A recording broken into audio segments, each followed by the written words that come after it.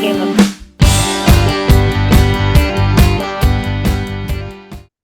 Welcome to episode 244 of Friars on the Farm. I'm Donovan, and with me is Roy. Donovan, long time no see. No see, double duty, baby. Oh man, we're rolling on. We're rolling on. We just finished putting 243 in the can, and we got so much good stuff for you all that we were decided to just put together. We're taking a bit of a deviation on this episode. We're not going to talk about the Padres much, if at all. This is all about the business of baseball, about youth sports and news that's coming out of that, about the way that players are being compensated and supported by major league teams. A couple of fun little news articles in there. There's a lot of articles that happen, and we like to talk about this stuff. And we just don't have time to get all this in a regular episode with a full affiliate rundown and all that. So this is kind of a standalone, all minor league baseball stuff episode. Absolutely. So let's get to it. Perfect Game USA policies flout rights of high school baseball players. This is hold up. Oh. Your plug. Okay.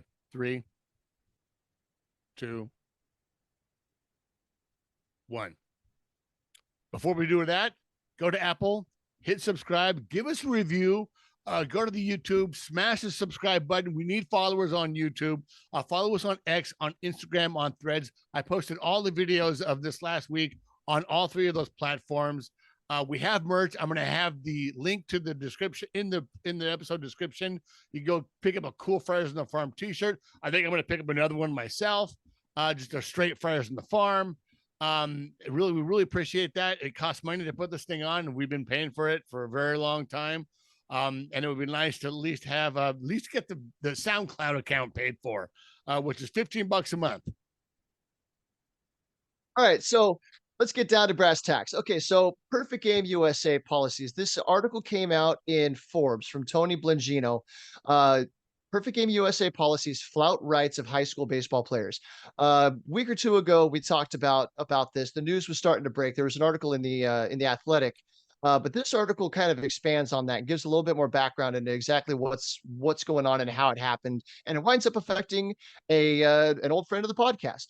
So sold by the original owners, Jerry and Betty Ford, in 2022 to key figures of one of the largest sports agent groups of all time, Dennis Gilbert, Rick Thurman, and Rob Punger of Beverly Hills Sports Council.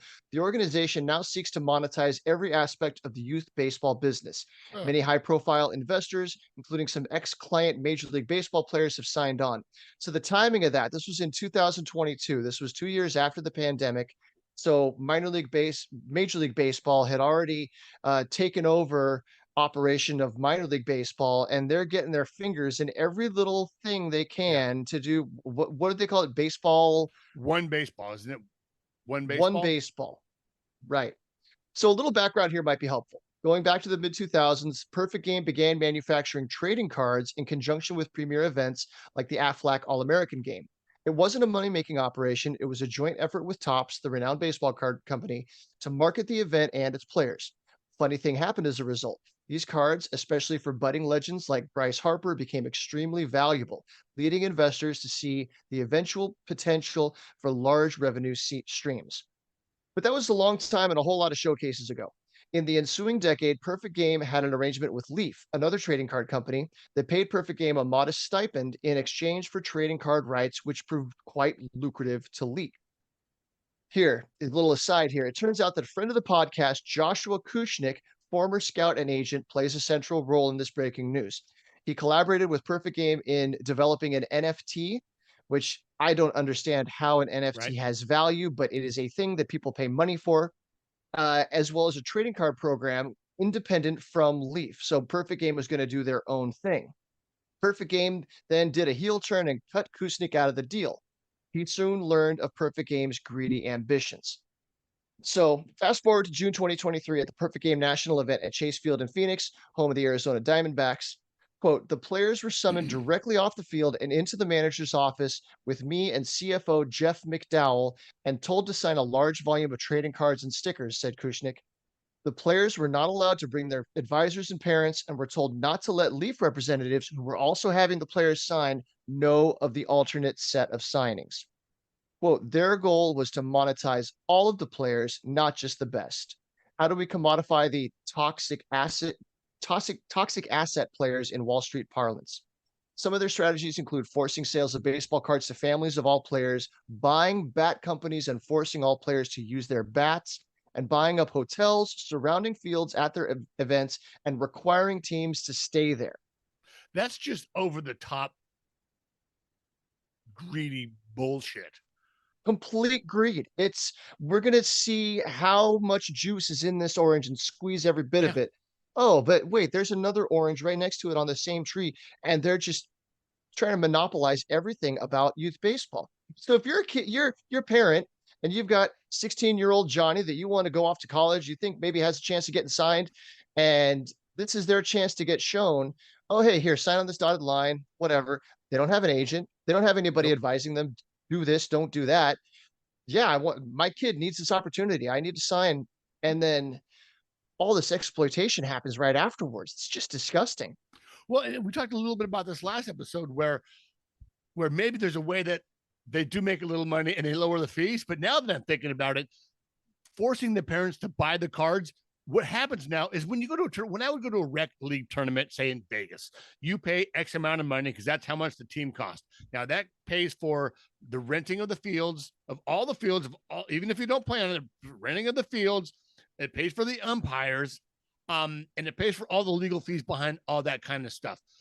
Now, so you would think your son goes to a tournament in say Arizona, and it's going to pay for the umpire fees, it's going to pay for the rental, but now there's going to be an extra added cost. I bet you, if they don't outright make them pay for it up front, that an additional $50 or an additional $100, your son gets trading cards. But it becomes a part of the fee. It becomes a part of the initiate. It becomes a part of the money you have to pay. Instead of like being able to like, no, I don't want that. School pictures or something like that. Like, I don't want that. I want the cheaper version. They're not going to allow that. I guarantee you, they're going to want you to pay for everything. I had a little bit of an eye-opening experience this weekend. My niece, my 8-year-old niece, is playing softball, and she made all-stars. And so I went to the game to go watch her play. And I walk up, and on the back of the dugout, all of their back bags are hung up. Everybody got brand new matching bat bags for all-stars. Everybody has a helmet with their logo on the front. Yeah. And so I know that that's not just the team, the league isn't just, oh, congratulations, here's all this stuff. No, hey, congratulations, your daughter made all-stars. Oh, we're going to need $250 Right. for her new bat bag, her new helmet, her this, her that. And it's like all of this, I mean, I can't help but think back to when I played Little League, and it was the GI duffel bag with all the dusty helmets and bats that have been used for all these years, and that's the equipment that I used.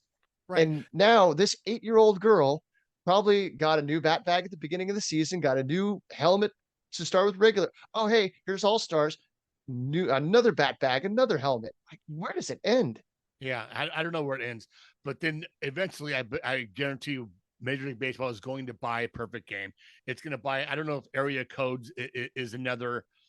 If the area code games are a entity of just a tournament, or if area code, or do you play for area code like travel ball? Like, you can play for perfect game travel ball, and they put on these showcases. So I guarantee you, the next step is for Major League Baseball to somehow buy that company out and it become a part of that one baseball where, once again, if your kid's not playing for perfect game or into the other minor Major League Baseball partnership organizations, your kid's not going to be able to make the high school squad.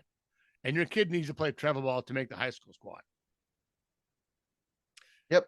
Oh, and hey, the And company that makes makes that bat bag, oh, we own that company. Oh, the company that manages the field, we own that company. So all the money winds up funneling back into the same, and the people that bought it are former sports agents. It's a financial conglomerate, where before it was run by two people. Right. And they were just doing it for I'm sure they were making some, I mean, they're making a living doing this, but they weren't out there just trying to squeeze every drop of every penny out of it. They're doing it for the goodness of the game, to help, help kids with their baseball careers. Yeah, buying up hotels surrounding fields, like buying up hotels is like that's taking it way above. Which I mean makes perfect sense if you're going to have these tournaments year round. If it's softball, if it's baseball, if it's all ages, like you might as well buy the hotel there's your hotel, and you have to spend money there. So you're printing money at that point. just right. You're just it's much like the major league owners where they own the JMI, John Moore's Realty. JMI is it JMI Incorporated owns all those hotels around Petco Park, and I'm sure that all the other fields that were built, that ownership group owns all that space around the ballpark where they can make more money around the major league team as well. Oh, that's a big part of it now. Like Bush Stadium in St. Louis, they've got this huge thing next to it. It's like a shopping mall of restaurants and bars and stores, and they owned that entire Yeah. thing. And so after the game, the place is chock full. It's like our gas lamp quarter. Everybody pours into this thing, and all that money is going right back to Cardinals ownership. Right. Absolutely. So this All right, we'll lighten the mood a little bit, Donovan. Well, but real quick, before we lighten the mood, this will be continuing to be an issue. It's going to get worse. We tried to have Josh come on. Our schedules didn't work out. But we hope to have more information on this as this continues and see where it goes. It's going to be very interesting to see how this plays out and where it goes from here and how soon Major League Baseball gets its sticky wickets into it. All right, so let's move on. This is the JJ Cooper article. Here's what life after affiliated ball is like for the minor league teams. Now, when we went on,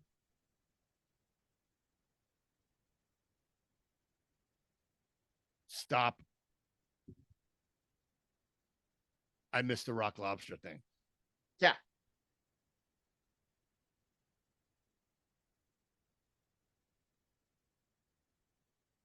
Okay, ready? Ready. God damn it. 3, 2, 1. It's not a rock. It's the Athens Rock Lobsters. New minor league team honors the B-52s.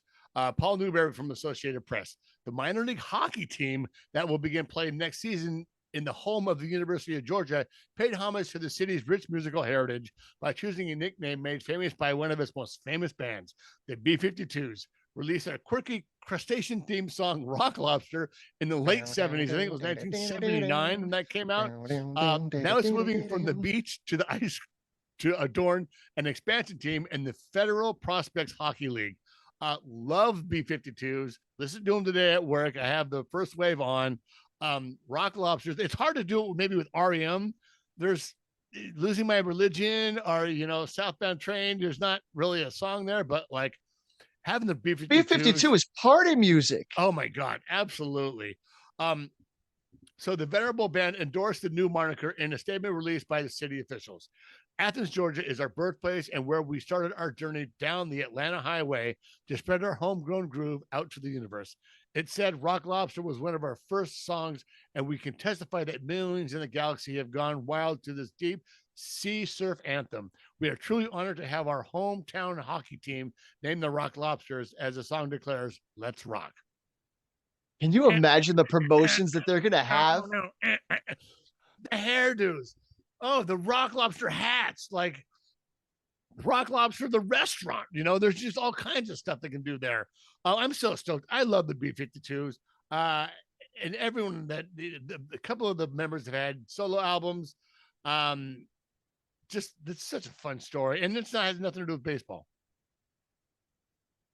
But it's still minor league sports, and we talked to Brandios back at our first winter meetings, and talking about coming up with a creative name that somehow ties into the community, and they're also thinking about the marketing angles that you can take with it, and so it's going to be a party at the ice rink every time they play. Yeah, absolutely. All right, so back to business a little bit. JJ Cooper has put out a couple of really good articles recently for Baseball America, talking about the changing landscape of the business of baseball. And in this one, it's called "Here's What Life After Affiliated Ball Is Like for Minor League Teams." So when Major League Baseball took over minor league baseball and pretty much turned around and took the machete to 40 teams, we wondered, I know we had the discussion about how are these teams, how are these communities going to be able to continue to have baseball without an affiliation to a major league organization, without the backing of Major League Baseball, without the talent level that it takes to field a minor league team. How is that going to happen? And it turns out that teams are thriving. So 4 years ago, the rookie level Appalachian League was on the chopping block. From the moment the news broke about Major League Baseball's plan to reduce the number of minor league teams to the day when MLB officially took over the affiliated minor league teams, the Appy League was always on the outside looking in. At the time, many believed this was the death knell for baseball in Appalachia.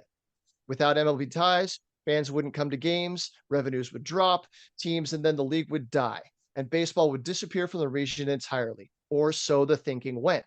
4 years later, the Appalachian League keeps plugging along. In 2023, eight of the league's 10 teams averaged more fans per game than they did in 2019, their final year as an affiliated rookie league team. Average attendance improvements could be explained by the fact that that as a summer league, the Appy League now has 24 home dates a summer compared to 34 in affiliated ball.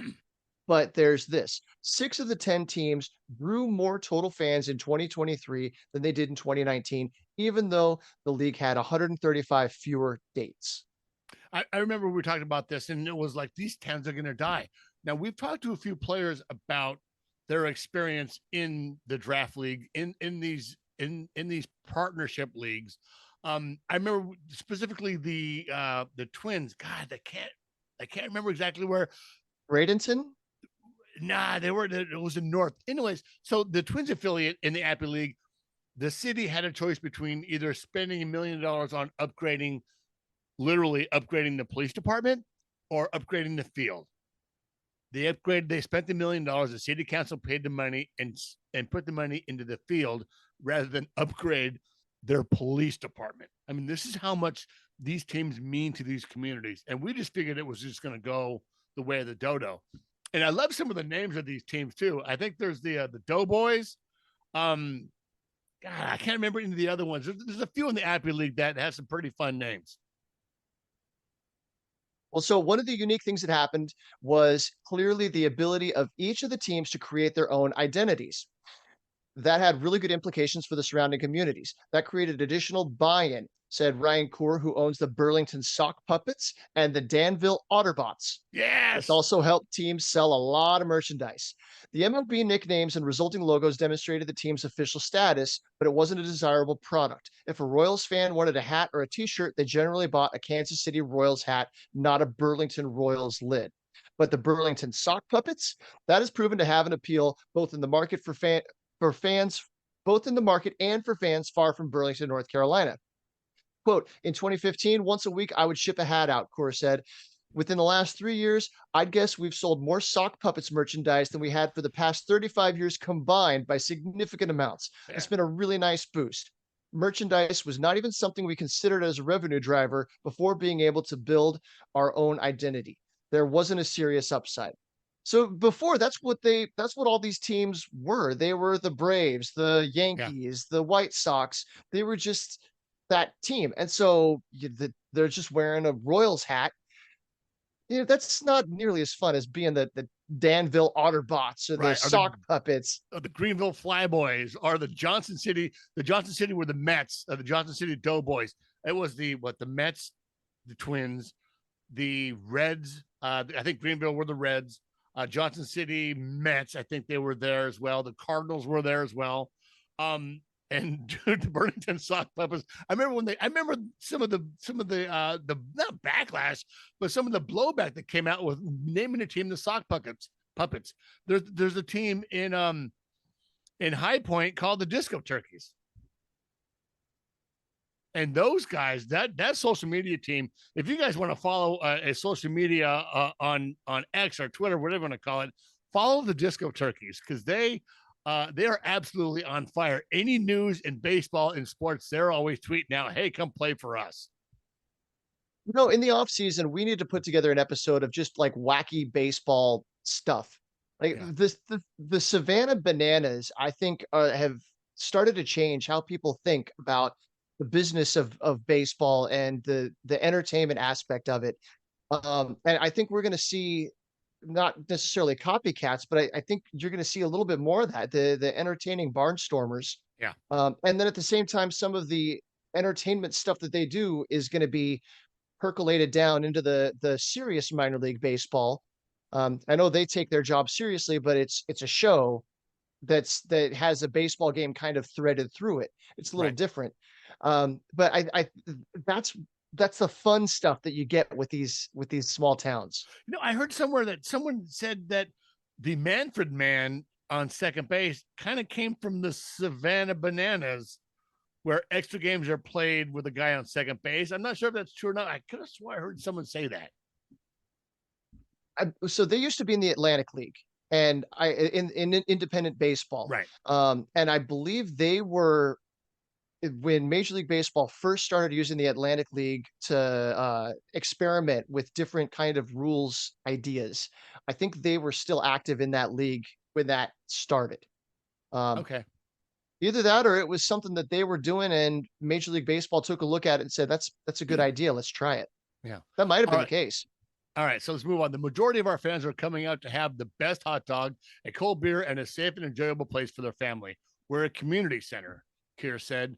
Of the 35 teams dropped from affiliated baseball that report attendance, 40% are averaging more than 100 additional fans per game than they did in 2019. 11% are drawing between 100 more and 100 fewer fans per game compared to 2019, and 17 or 49% are averaging more than 100 fewer fans per game.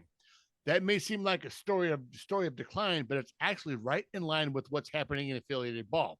Of the 114 teams playing in the same city in affiliated ball in 2019 and 2023, 42% saw an average attendance increase of 100 or more fans per game.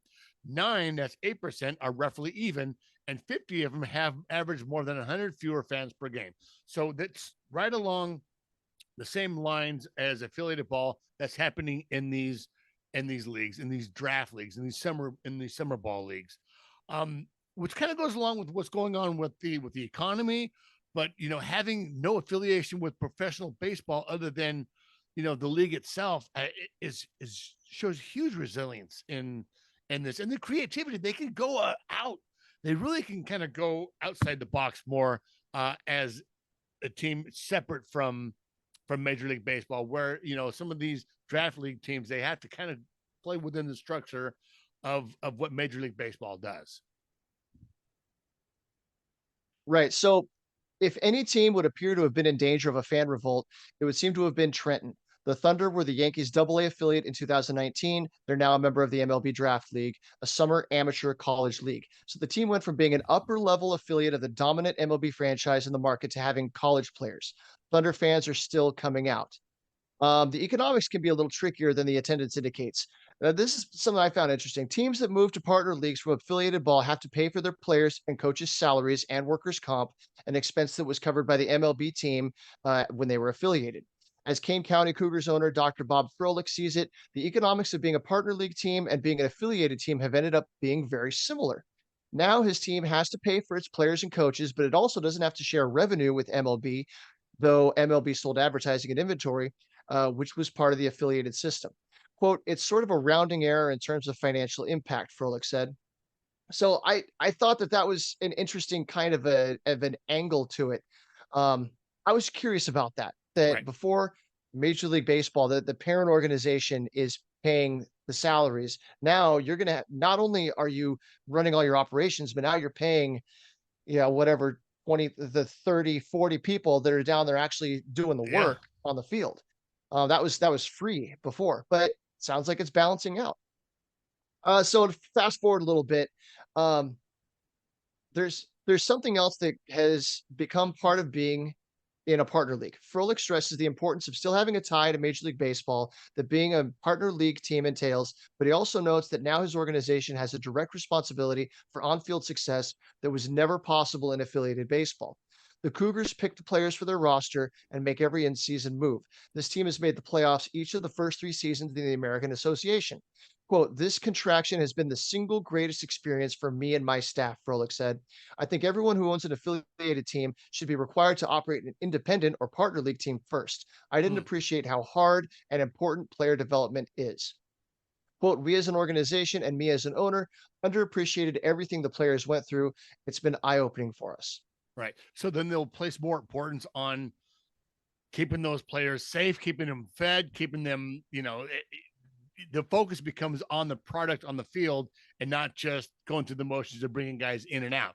Like, how many times did we talk on this podcast of, you know, teams were kind of mad when they didn't take, Fernando Tatis Jr., they took him away from Double-A, or that he didn't do a rehab there when he should have done a rehab there.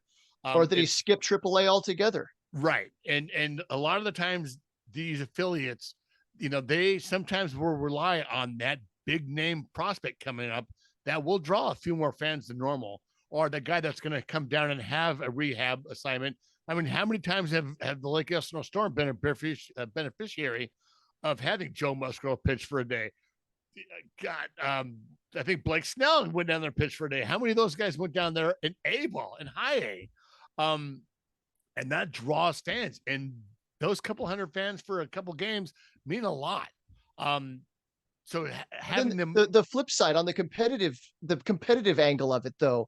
So how many times do we go to a game and you see the starting pitcher just doesn't have it, but you know that he's going to stay out there because he's got to unload his belt. He's got to throw his whatever 60, 80 pitches.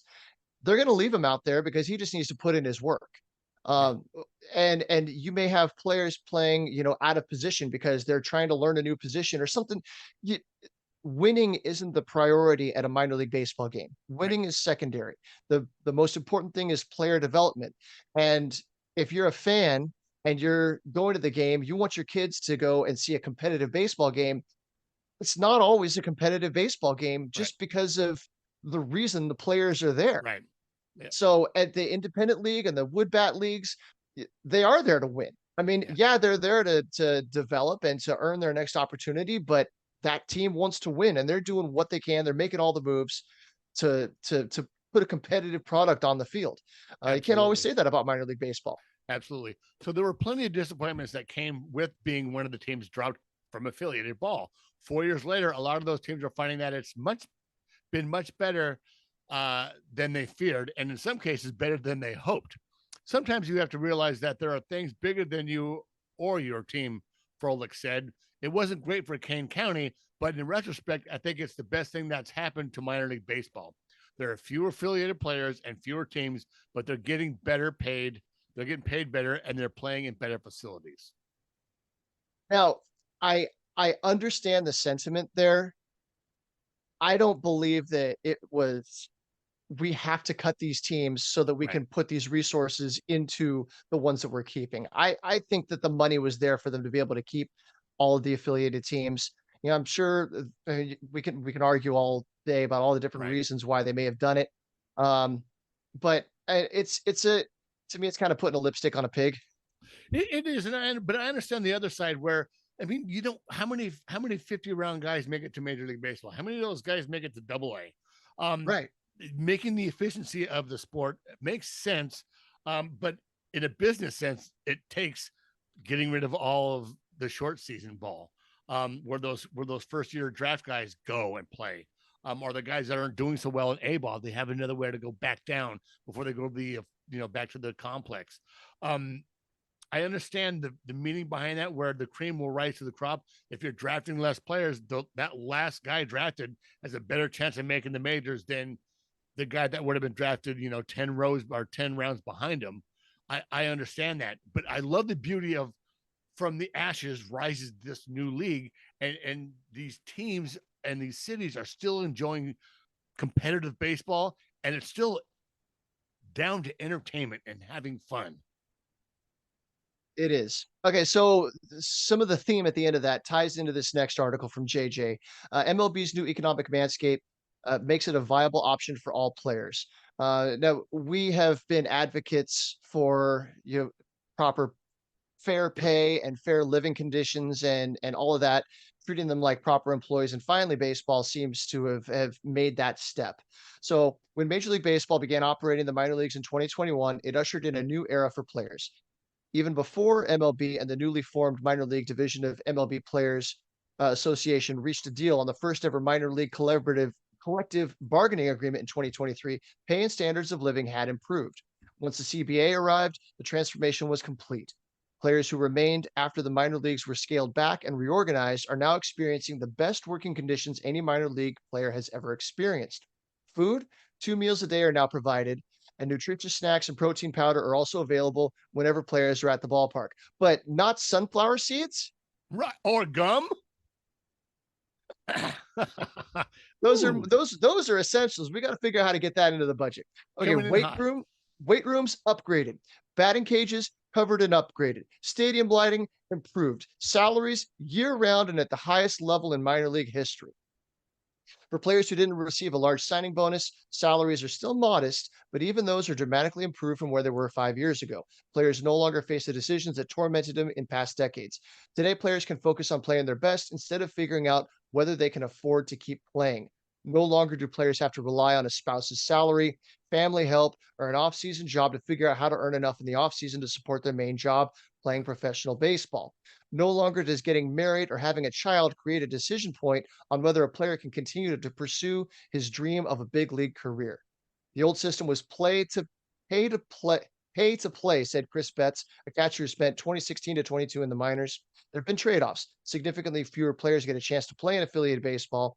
As part of the minor league CBA, major league organizations may have 165 active players on domestic or minor league rosters.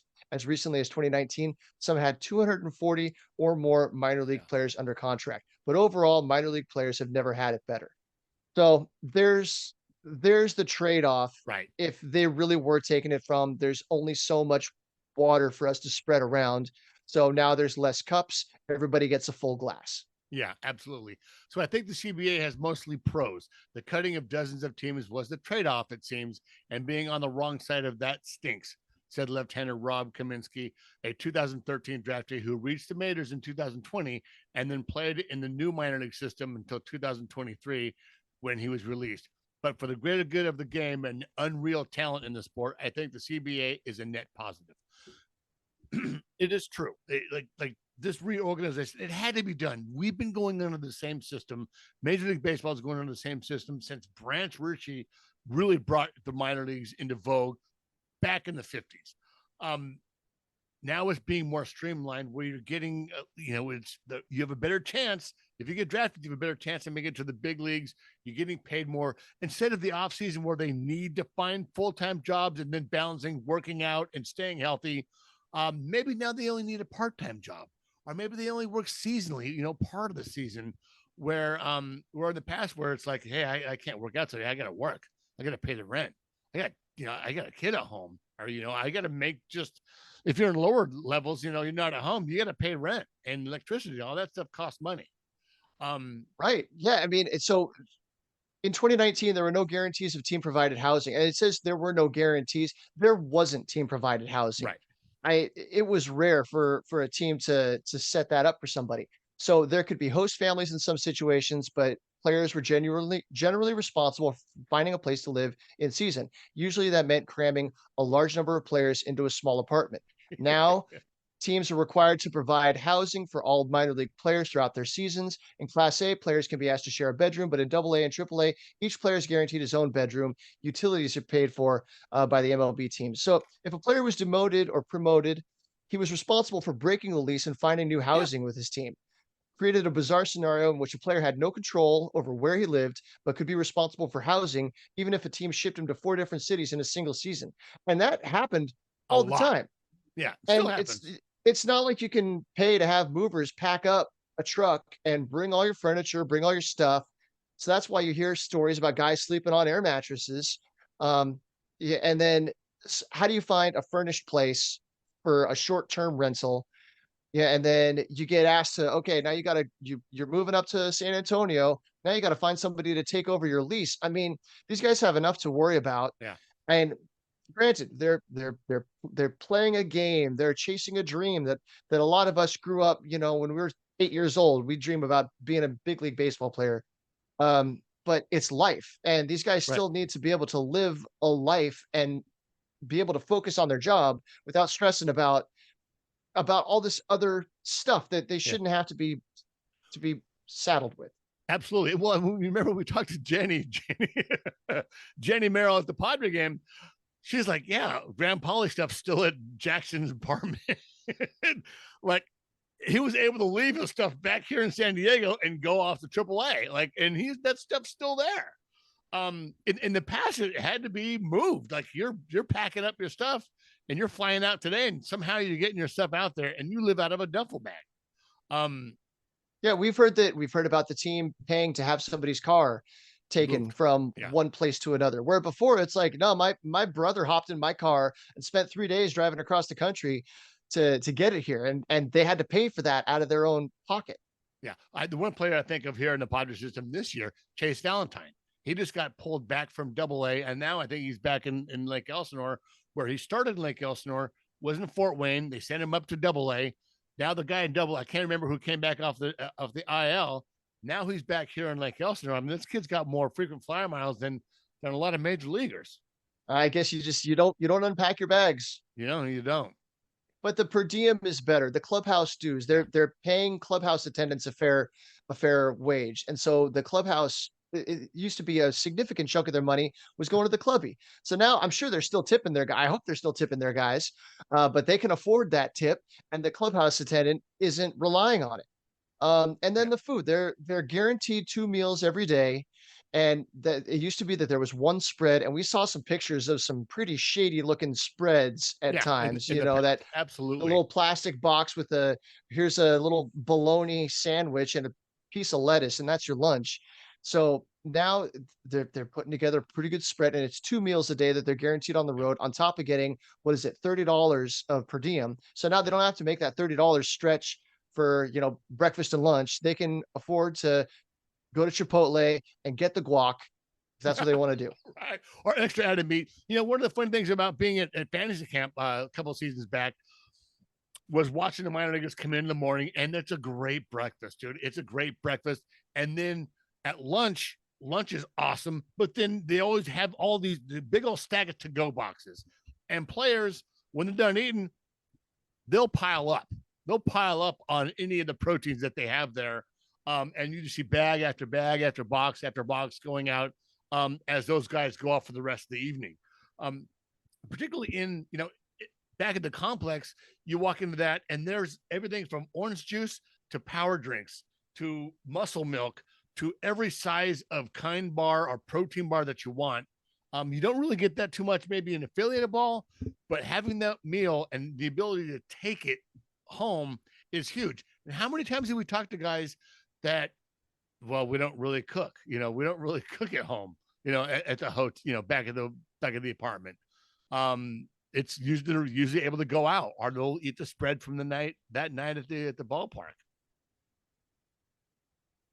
Yeah, I remember going to spring training, and then you go out to dinner and you see a player sitting by Yeah, themselves out at yeah, you go to Spaghetti Factory or something. Oh, hey, isn't that's Luis Perdomo? Yeah. It's always kind of absolutely. weird seeing that. All right, so let's move on. The working conditions of minor league have vastly improved. It has been at the cost of affiliated ball in some cities, and some cities have just simply folded. They no longer have any kind of baseball in those cities, and that's just going to be a byproduct of that just happens. Right. All right. So before we get to the last business Yeah. article, I don't know what happened to. I had notes in here about the turtle, but it's disappeared from the list. But I'm going to do it anyway. So Fangraphs. This happened the other day, and the title. I saw this show up on my Twitter feed. It was hilarious. And Yeah. then Davey Andrews wrote an article on Fangraphs, and it's called. And then one person was like, "Is that a turtle?" So Saturday was Space Night at Lecon Park in Bradenton, Florida. While Paul Skeens was dazzling a packed house in Pittsburgh, the Bradenton Marauders, the Pirates Low A affiliate, held a stargazing session after the game and played Space Oddity, Man in the Moon, and Mr. Spaceman over the PA between innings. But that's not the fun thing that happened. In the top of the second inning, with a 1-2 count on leadoff batter Yohairo Cuevas, the home plate umpire called timeout and turned his head toward left field. It took a while for the rest of the heads in the park to follow, but when they did, they were rewarded with a show. A turtle roughly the size of home plate walked into left field as a defensive replacement. The human outfielders wanted no part of it. Center fielder Sergio Campana gently pushed his teammates toward the turtle, and as they cautiously approached it, the turtle started hauling shell towards center field, and it took off. Did you see the clip? Oh, I saw the clip, and my first question is, how the hell do you not notice anything walking onto the ball field as big as that turtle was? Yeah, but then it started moving, and I had no idea that turtles could move that fast. Like, you think of the tortoise and the hare, but this turtle really was hauling shell. So eventually, reliever Magdiel Cotto jogged out, hoisted the creature from behind, and hauled it back to the bullpen. Yeah. The whole saga lasted just over a minute, or as Reptiles Magazine put it, Turtles minor league debut short-lived. So I need to find the part here where they talk about the guy that got okay. So Cotto, the reliever who removed the turtle from the field, is off to an excellent start the season. He told me that once Valdez started signaling to the bullpen for help, there was definitely a mini council. Like, all right, who's going to get it? No one volunteered at first. Everybody looked at each other and they're like, somebody's got to go get it. And I'm like, move out of the way. I'll go get it. He went out there and picked it up like a pro. So he said, yeah, so the sides are slimy and leathery, almost like a lily pad. And then closer to the center, it gets a little harder. I'd say like a little cardboard or something. I don't really.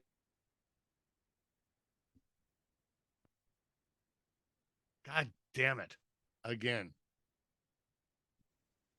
3, 2.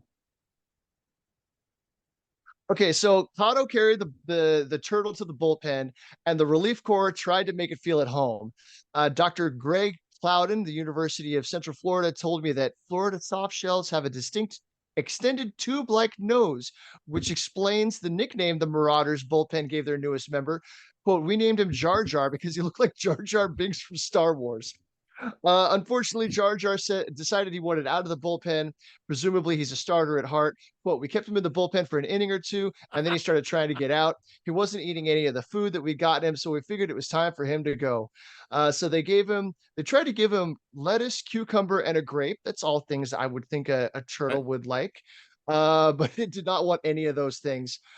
So no one was able to get a picture of the turtle. I'm a little disappointed by that. But a groundskeeper returned it to the pond. Apparently there's a pond like right beyond the left field fence, right outside their facility. But it's pretty fun. It's a pretty funny. And just I love this crazy stuff that happens. It's a funny story. Once again, it had to beg the question: how did he get from the pond? Because that leatherback turtle, I've seen him. I've seen them before. That little small noses so they can breathe, by being underwater. They're very aerodynamic. They're not like a regular box turtle where it's kind of they're very flat. Yeah. And they're 99% in the water. They're rarely out of the water. What made him just it reminded me of the seal that got lost on 94 here in San Diego. Yes. It ends up like 5 exits east of anywhere there's water. How the hell did that thing get there? I mean, so it's so flat, so it can shimmy its way under fences and stuff. Okay. And the bright lights, I'm sure, searching for warmth. Sure, it was nice and warm out there on the grass, but it probably wasn't seeking the attention that it found. Right. That's funny. I saw that. I put it on the agenda a while back. Yeah, I'm glad you did. Well, a couple of times a year, there's a cat that gets out onto a field. And here in San Diego at Jack Murphy, we had the skunk that lived somewhere underneath that place and showed up 2 or 3 times. So that always made for good TV. But watching those players, and nobody wanted anything to do with that turtle. Right. They were afraid to reach down and touch it until finally the guy came out and said, give me that thing, and picked it up and walked off with it. Yeah. Who says athletes aren't manly? Are manly? Well, sometimes they can be downright scared. Pick it up. No, I'm not touching that thing. You pick it up. You don't want to get injured getting bit by it. You don't want that. I had to go on the IL. I tried to pick up a turtle and it bit me. Had to get stitches. Yeah. All right, we got one more JJ Cooper article here, circling back to something that we talked about, 2 or 3 episodes ago. Yeah. So for years, the Fresno Grizzlies, so how Diamond Baseball Holdings became the most powerful owner ever in minor league baseball. So we talked about it before where they were going to be the most powerful. Now they are most powerful, and the kind of the pitfalls, I think we talked about that last episode, but now this continues. For years, the Fresno Grizzlies have tried to bring top country acts to Chekosansky Park. For years, they have struck out. Whatever the reason, the Grizzlies couldn't convince top-tier country acts to perform at their stadium. Now the Grizzlies have friends in high places. Last November, the Grizzlies were sold to Diamond Baseball Holdings, becoming the 26th minor league team acquired by the company. And with that, Fresno's troubles landing top country acts disappeared. This October, Thomas Rhett, a singer with 20 #1 songs on the Billboard Country Airplay charts, will play Chekosansky Park as a part of the DBH Music on the Diamond series. And less than Donovan, I know you're a huge music fan. Yeah. You don't listen to country much at all, do you? No, Johnny Cash as far as I go. Have you ever heard of Thomas Rhett? No, but apparently he's a big deal, but I have no idea who the guy is because I don't pay attention to country music either. But less than 3 years, Diamond Baseball Holdings has gone from an idea to the most powerful ownership group in the history of minor league baseball. DBH already has 33 teams either in its portfolio or going through the sales approval process. And as said, it remains in acquisition mode. We did talk about this. The group added 16 of those teams in 2023. That's an incredible amount of acquisition, 16 teams in 1 year, and has already 4 more this year, and it's just going into the end of May. Right. So before MLB took over the operation of the minor leagues in 2020, no group was allowed to own more than 1 team in any league. That limited the scope of other multi-team owners like Mandalay Baseball Properties. Mandalay was considered a major force in minor league baseball because it owned 7 teams at once. The new restriction imposed by MLB is much less restrictive. DBH can own as many as 14 teams at any level of the minor leagues. That puts their upper limit at 56 teams, 14 each at AAA, AA, High A, and Low A out of a possible 120 full season minor league teams. So that's owning almost half. Yeah. And I bet you that's their goal, is to max out that number as quick as they can. So what is Diamond Baseball Holdings? It's a company that's part of the Silver Lake Private Equity Group portfolio. Silver Lake itself is so large that it's hard to fully list its portfolio. In the sports space, Silver Lake counts among its portfolio Fanatics, Madison Square Garden, and Learfield, the company that handles marketing, sales, and media rights for a large number of college athletics programs. It also has Endeavor, which owns multiple sports leagues, including UFC and PBR bull riding. So this is a monstrous private equity conglomerate that already owns huge chunks of sports properties, I guess you could say. Interesting that they own Fanatics in its portfolio. Isn't Fanatics the one that are making the Nike designed or Fanatics designed, Nike designed, Fanatics made the new uniforms that has now become an absolute fiasco?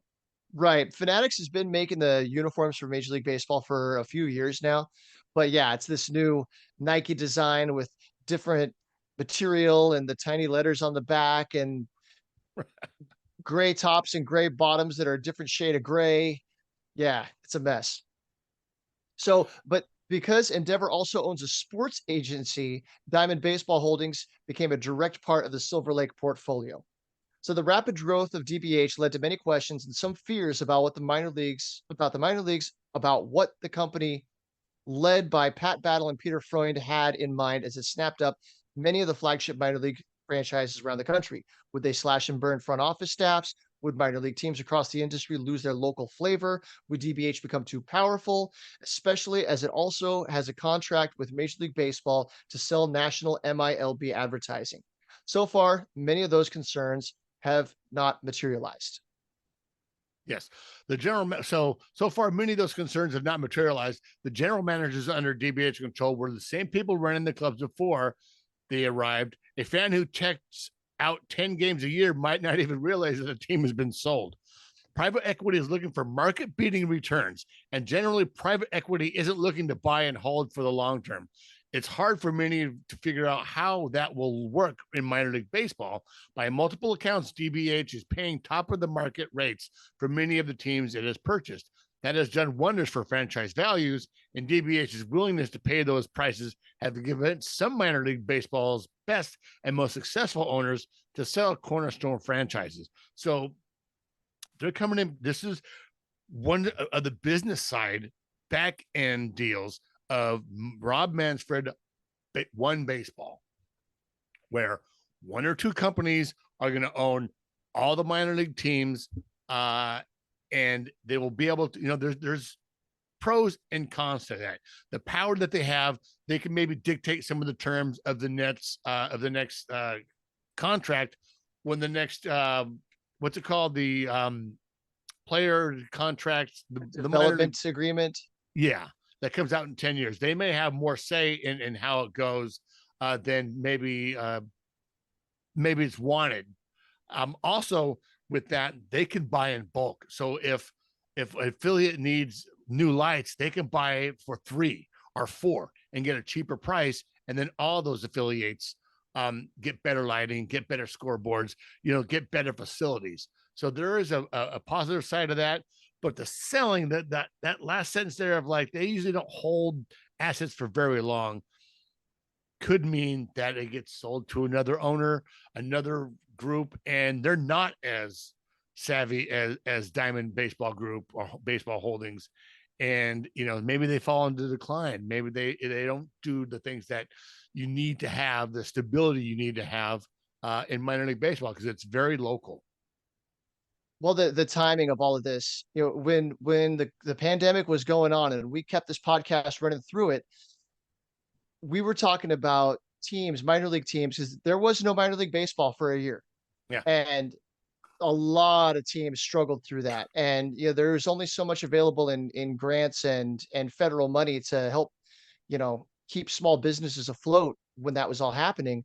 So now Major League Baseball comes in, takes over operations of minor league baseball. They have the ability to change policies. They change this very important policy. At the same time, all of these minor league teams are struggling to pay their bills. They're looking at, how long could they keep this going? Right. And then here comes this private equity firm that's willing to pay you 120, 150 cents on the dollar for your asset that maybe you were already thinking about getting out, and then here comes somebody with a lump of gold on your desk, and that's how they were able to come in and swoop in dozens of minor league teams so quickly. Absolutely, and once again, it could be a good thing. It is yet to be determined if it's either good or bad, but it's definitely concerning and worth keeping an eye on. From a fan's perspective, I would think that they have to do something to increase the value. It's a private equity firm. They're here to make money. And so they need to draw fans, they need to draw sponsorship, they need to draw revenue. So they're going to have to do things to make the product better, to draw more revenue. That's good for the fan. But ultimately, we know that it's because on the back end, they want to be able to jack prices up and drive profits up as hard as they can, right? Which always feels slimy to me. Right. But if these larger companies like this can bring in that off-season entertainment where they're making a little more money, those out-of-season employees can keep their jobs. It does help the local economy with all that economy that comes around having a musical act, or maybe it's a wrestling thing, or maybe it's just a regular movie night, that they can afford to do, when usually they maybe not be able to afford it because it costs more to have it, to put it on, than actually have it. And those smaller events are what really bring the community in. And it can be paid for having your top country, a top musical act come through and spend, and have a show there. That's a good point. All right, so St. Paul, Oklahoma City, Scranton, Wilkes-Barre, Worcester, Worcester, sorry, Well, and Albuquerque are all among the best operations in the minors. They are now all owned by DBH. So far, DBH clubs announced attendance have remained in line with those of non-DBH teams. DBH says it isn't looking to get in and out of the minors quickly. Instead, they want it to be a long-term success. okay. Quote, we believe we are in the first inning and just getting started, says Freund. We will continue to acquire clubs and work to implement best practices across our entire platform for many years to come. We have not and are not contemplating a sale of DBH, but rather to build a long-term sustainable business where everyone eats, sleeps, and drinks minor league baseball. That's all roses and Right. rainbows. I don't buy it. Right. I mean, maybe It's okay they to be are in it for the skeptical. long term, but it's not just, for the benefit of the community and for the benefit of baseball. No, it's for the benefit of their bottom line, of the bottom line of their shareholders. So over the Right. next few years, DBH owned teams will be working to make sure their ballparks are busy far beyond the 60 to 70 home dates each team has during the baseball season. We're in the business to make more money. DBH looks at the owning of a team in Iowa a 365-day opportunity. Burnaby said, it takes really smart people to do those things. I think you will see some great things come in non-baseball events. Every minor league team in the country is trying to add events outside of the baseball schedule, but the music at the Diamond Series is an example of how DBH has connections and relationships that make those events more feasible. Now, that's very positive. That happened.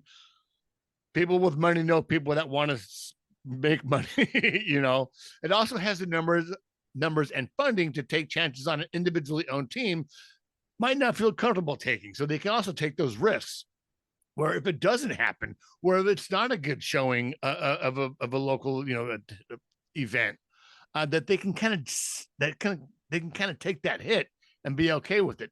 Promoting non-baseball events requires taking the risk that the event might not meet expectations, especially if weather interferes with an outdoor venue. When you scale, you have the ability to look across 30 plus teams and start to build out a program of non-baseball events. It's a little bit easier on an individual basis to accept some of the risks that happen. Quote, we're an outdoor facility. There's always a risk of weather.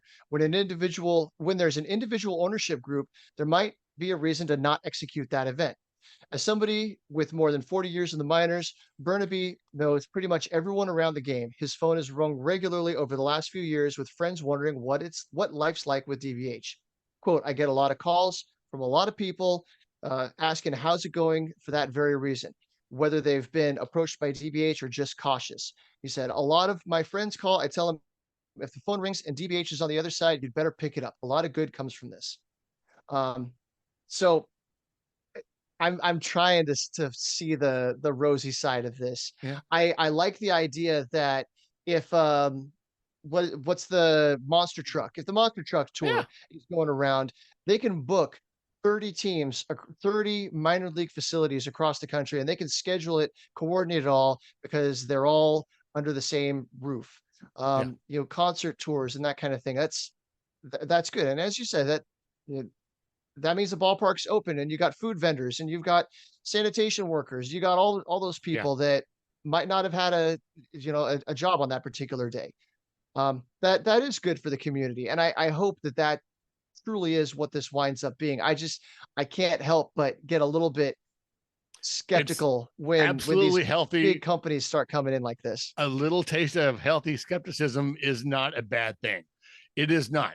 Let's see how it goes as it continues to develop and it continues to move forward. We'll see how it goes, and we'll see what happens if any of these, if any of these teams any of the Padres affiliates are picked up by DBH as well.